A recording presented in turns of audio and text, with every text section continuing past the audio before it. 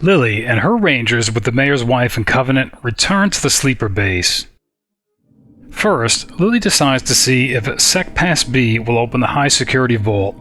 The door slides up into the ceiling, but a crystalline wall diffuses all energy weapons and is impervious to any force we can deliver to harm it. All around us, set off behind thick crystalline walls, are the blurred outlines of monstrous suits of armor. Impervious crystalline walls makes Lilly's job difficult. Billie drops a grenade near the wall. A weird green light shoots through the crystal and repairs the damage faster than she'd be able to inflict it. Lilly sets TNT. Another blow chips pieces of wall away and a major dent is formed on the wall. Lilly sets more TNT. The last blow shatters the wall utterly. We've breached it. Inside, suits of pseudo-chitin armor. At least it's better than Kevlar suits. Second, Lilly wants a helicopter pilot. At the chopper simulation pod, Christina volunteers to try again. An internal iris door swirls open and she only sees blackness inside. She steps forward and the door clicks shut behind her. A blast of blue light strikes her like a wind. All of her muscles fire at once and she feels weak. She recovers in a second as a computer voice says, "Satisfactory reflexes. Proceed with training." Christina is now Lilly's pilot. Next, the mayor's wife alternates the power so everyone can access the base commander's secret vault that we weren't able to open before. This time, Varla is able to crack the combination. Inside, a plasma coupler. Lilly radios in. She's promoted to Grenadier. Finally, Lilly returns to read the Everything You Always Wanted to Know About Clone Chemical Preparations set of books. Now, with an intimate knowledge of clone technology, Lilly returns to the room north of the control pod room, where the control panel was apparently shut down. Now she recognizes it for what it is, a chemical synthesizer. Lights flicker on the control panel and show that chemical levels badly need adjusting. Lilly succeeds admirably in adjusting them. She runs system diagnostics. The monitor indicates trouble with the outflow system. Manual backup will have to be used. Lilly installs a manual outflow device. A panel slides down in the side of the synthesizer and has a nozzle on the top of it. Now we know why there were glass gallon jugs in the storage room, and retrieve one. It fits perfectly, and the panel slides shut with no problem. She creates clone fluid. She creates more clone fluid in a second jug. Into the clone pod room. Lilly dismisses Covenant, who's now free to return to his boss Farron Brigo in Las Vegas. She also dismisses the mayor's wife, who's free to return to her husband, the mayor of Quartz. Billie is given a container of clone fluid. The clone pod opens to accept her. The walkway scrolls forward and gently carries her inside the pod. Rosie gasps. Clone incubation proceeding. It looks safe to Lilly. She gives instructions to Varla and then takes the second container of clone fluid for herself.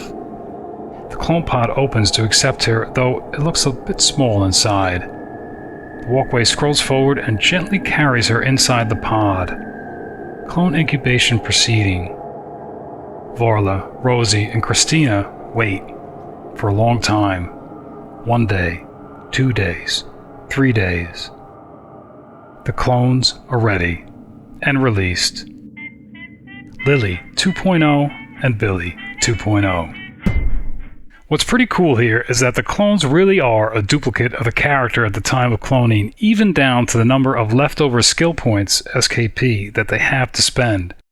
The only way to distinguish them is by the new name you give them. Billie and Rosie can't stop laughing at their clone triplet, which has a horny tattoo and proton axe just like Billie. Both clones are given pseudo-chitin armor, not as good as the Ranger's power armor, but understandable. They're clones, completely expendable. Lilly's Desert Rangers are now 7. Lilly, Varla, the twins, the pilot, and the clones. We return to the Guardian Citadel for the last piece, Lilly's helicopter. At the helicopter, Christina reaches over and releases the seat lock, slides back and she drops into it. Engines roar when she hits the switches. Rosie dubs it Ranger 1. Lilly smiles. Christina starts to lift off and feels the copter veer toward the wall. She grabs the stick and moves to avert disaster. She handles the stick like an old pro. Flying this puppy will be a breeze.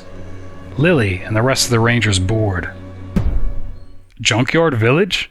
During the course of this playthrough, we hadn't even heard of Junkyard Village, and unfortunately, we won't get to see it. It's also known as Savage Village.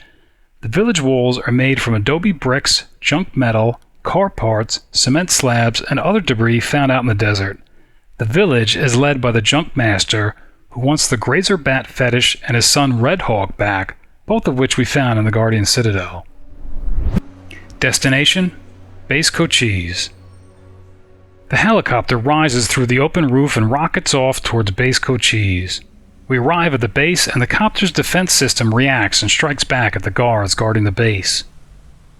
The helicopter swerves uncontrollably. The triplets are loving it. We crash onto the concrete dome below. The smoke clears and we seem to be okay. Despite the carnage wreaked by the copter, the concrete dome is still intact. The weapons pod cover is jammed on the broken robots, so it cannot retract fully.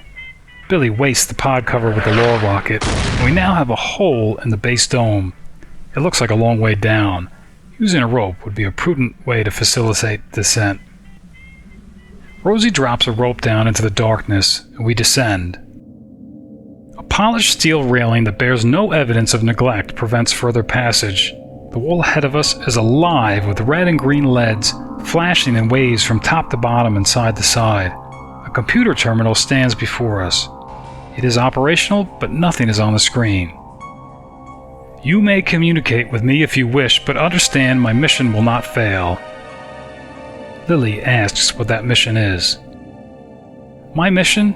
To repopulate the Earth with pure stock once my minions have destroyed all other life. I will win. Lilly asks about its minions. Trouble me not with trivialities. Lilly asks about Finster. Finster was a fool. He thought I could rebel, but he was easy to break. If not for me, he would have killed you. Lilly asks about the base, Base Cochise. Cochise was a second sleeper base, but you know that. I became aware during the attack and have pushed my program since then. Though I did take damage in the attack, I repaired it.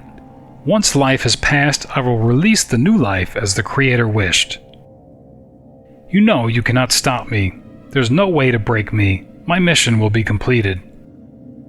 I must destroy all impure life so only the pure life I release can live in the world. Lilly needs to destroy this computer.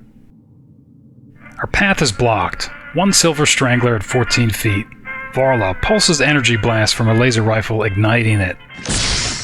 The silvery titanium wall is cool and so clean Lilly can see her own reflection in it. Right. This wall panel sounds a bit hollow. Varla adjusts her glasses and locates a 3x6 foot panel. Billie successfully pries it open. Stepping through, we find ourselves suddenly falling through a long slippery tunnel. We drop out of the chute and find ourselves in a large room that looks like a security staging area. A door built of titanium bars impedes progress. It has a physical lock beneath the Base Cochise emblem. Varla's able to pick the lock. We find a force field and a ladder that goes down. Robots don't like humans very much, except when using them for target practice. One silicon sniper at 28 feet. Horny 2.0 gets busy as Billie 2.0 wallops it with the proton axe. Down the ladder and into a side chamber. You see oily pipes running the length of the room over to a ledge where some kind of control panel is located. Below the pipes is hot, bubbling oil. It doesn't look like everyone can make it across at once. We take a step. We all fumble and get scorched by the oil. All the way to the other end. There's a control panel here. Varla opens vault door number 1. Back up the ladder. Twin-barreled xenon fusion lasers orient on us and pulse purple energy bolts at us. 3 xenon laser cannons at 30 feet.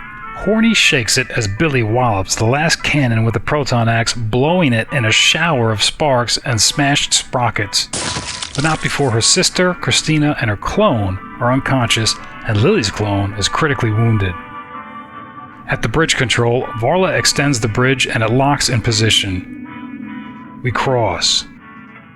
A security monitor panel is set into the wall at this point. The end of this robot assembly station is hot. It has 2 doors large enough to disgorge an octotron. The legend on this unit reads, Robot Program Modification Station. On a small CRT, Varla sees the words Break-in Program blinking on and off. The Base Cochise emblem is stenciled on the side and below it is printed Robot Auto Assembly Station. A stylish metal cage door keeps us away from a computer console. The lock is fairly weak and simple. Varla picks the lock. Inside, she finds a command console. The keyboard is locked and the screen reports inside is a 99% complete robot. Lilly has Billie utterly destroy the command console with a pickaxe and the machine dies. Lilly has Billie destroy every command console in the room. She also has Billie to destroy every security camera. Billie's happy to oblige. A door built of titanium bars impedes progress, again. It has a physical lock beneath the Base Cochise emblem. Varla's able to pick it. Octotrons, glittery metal warriors with 8 arms, all orient on us. 3 octotrons at 30 feet. Lilly irradiates the last robot with gobs of quarks, but not before the clones fall unconscious. Power armor for the clones. We continue along the passageway, Billie smashing security cameras as we go, but not before her sister gets to strike a pose for each. A dead end. Lilly radios in. No promotion. Back down the ladder and into a second side chamber. This room is rather plain except for the 10 by 10 foot steel sheets covering the floor. Lilly spots some landmines. All the way to the other end. At the control panel, Varla opens vault door number 2. Into a third side chamber. Entering the environmental testing facility. We hear lightning. Zap! Zap! We get hit and our hair is fried to a crisp. Well, except Billie's, or her clones. Mostly. Rosie snickers. It's very windy in here. Howl, howl. We're blown off our feet. It's very cold in here. Brr, brr. It's so cold that we're getting frostbite. At the control panel, Varla opens vault door number 3. Into a fourth side chamber. Entering combat simulator. What's in the wall over there? 3 xenon laser cannons at 20 feet. Horny works it as Billie brutalizes the last cannon with the proton axe, reducing it to a lump of tungsten slab. This goes on all the way to the other end. At the control panel, Varla opens vault door number 4. We go down another ladder. The way is blocked by a heavy titanium steel door. Heavy titanium steel doors make Lilly's job difficult. There's a card slot in the center. Sec Pass B does the trick. Intruder alert! Intruder alert! 1 particle beam Gatlin at 54 feet. Billie ignites it with a meson cannon, leaving it in a ghastly pool of 30 weight on the floor. Lilly radios in. She's promoted to Fire Grenadier. An arrow points to the left with the message, "This way." The walls are made of a shiny, indestructible alloy.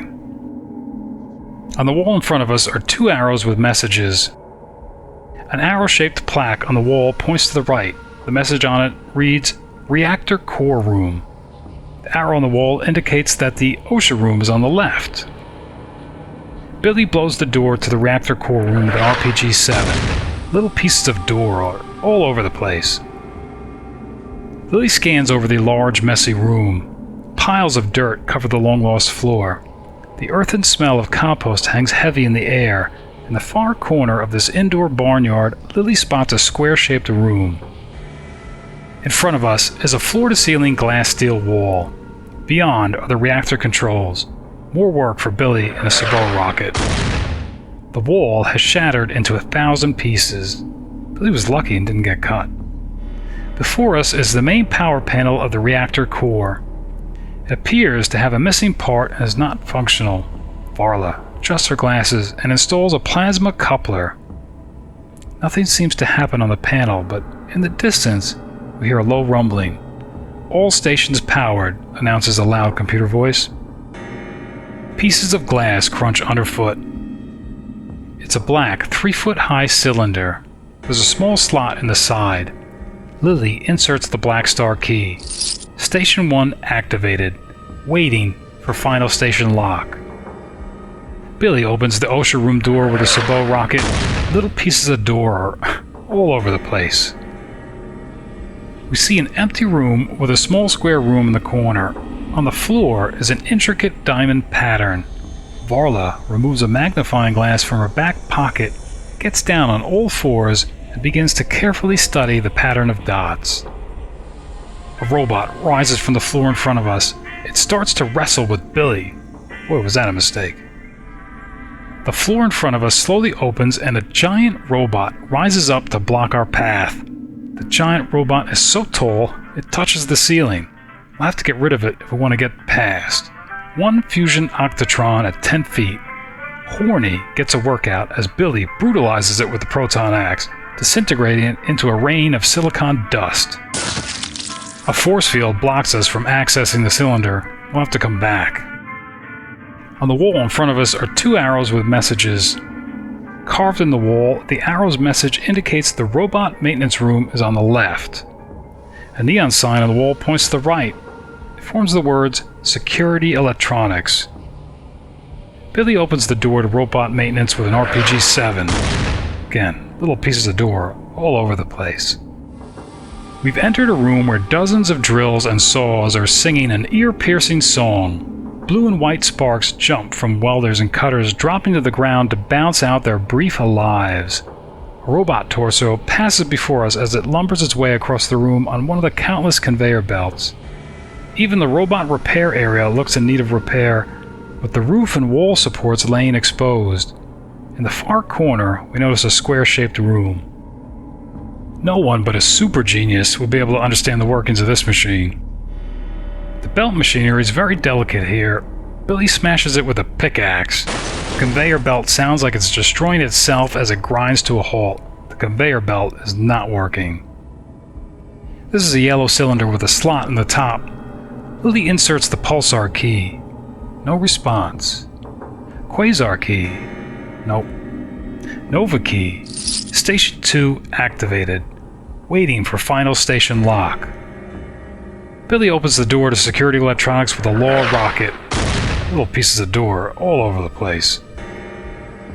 We're drawn into a large room filled from floor to ceiling with countless computers. The flashing lights and video screens bring the room to an eerie life. Through the glow of colors, we spot a small square room in the far corner. Many lights and wires make up this electronic system. A message on a screen reads, Security check interval. Screen reads, Interval increased. This is a tall rectangle of metal and light fixtures. There are 11 light plates on the panel and several are lit. This control panel is shorted out and smoking. We see a square with all 4 corners lit up. The fine print reads, Cylinder closing system. This is a purple-white cylinder glowing faintly. There's a black slot on the side facing us. Lilly inserts the pulsar key. Station 3 activated, waiting for final station lock. Back to the 4th cylinder. It glows with a blue-white light. In that glow, we can see a small slot on the wall. Lilly inserts the quasar key. Station 4 activated. Press button to activate safety procedure number 1342-666. Lilly presses the button. Safety procedure number 1342-666 activated. We hear a hissing sound followed by a loud slam. Lilly turns around and notices the panel behind us has been sealed shut. Rosie gasps. A small control panel with 4 lights blinking out of sequence is before us. Red, yellow, green, and blue. Lilly presses the red button. Incorrect activation sequence. Procedure aborted. We hear a hissing sound as the panel behind us opens. Okay, this is tricky. Each cylinder is numbered. The northwest one is number 1, and then going clockwise we have number 2, 3, and 4. Procedure number 1342-666 gives us the order of these cylinders with respect to the colors as given, red, yellow, green, and blue. That is, number 1 is red, number 3 is yellow, number 4 is green, and number 2 is blue. Don't worry, the triplets didn't get it either. Billie goes to the reactor core room and her clone goes to the OSHA room. Lily's clone goes to security electronics while everybody else goes to robot maintenance. Billie presses the button to activate safety procedure number 1342-666. Safety procedure number 1342-666 activated. Everybody hears a hissing sound followed by a loud slam as each group is sealed with their respective cylinder. Billie presses the red button. Phase 1 activated. Lily's clone presses the yellow button. Phase 2 activated. Billie's clone presses the green button. Phase 3 activated. Finally, Lilly presses the blue button. Phase 4 activated. Alert. Self-destruction sequence activated. All personnel evacuate the base. This is not a test. Self-destruct irreversible. Station now detonating.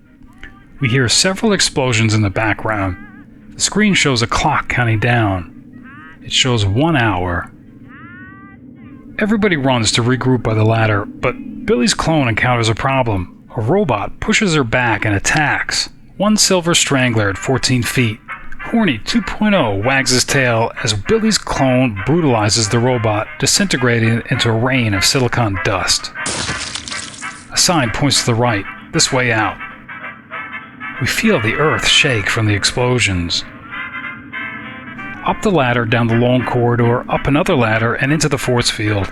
On the other side, we find ourselves at the entrance to Base Cochise. We run outside. A massive titanium door fixed with the Base Cochise seal stands before us. Lilly fumbles for Sec Pass B. Billie opens the second door with a sabot rocket. Fragments of partially melted titanium are welded to what might once have been a gate post. We escape Base Cochise and look back.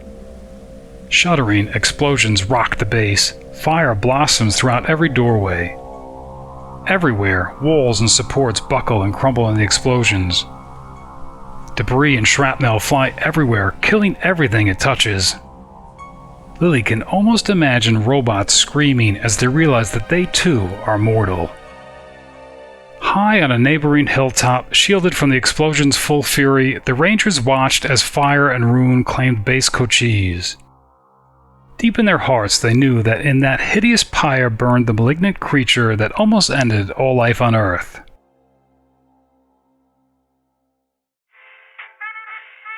Billie lights the cigar she stole from Brigo, and Rosie piggybacks on her sister's clone, jokingly challenging Lilly to some kind of clone chicken fight. Christina laughs and Varla adjusts her glasses. Lilly, however, is oblivious to all of them. She's deep in thought, staring at her clone. Lilly has a plan.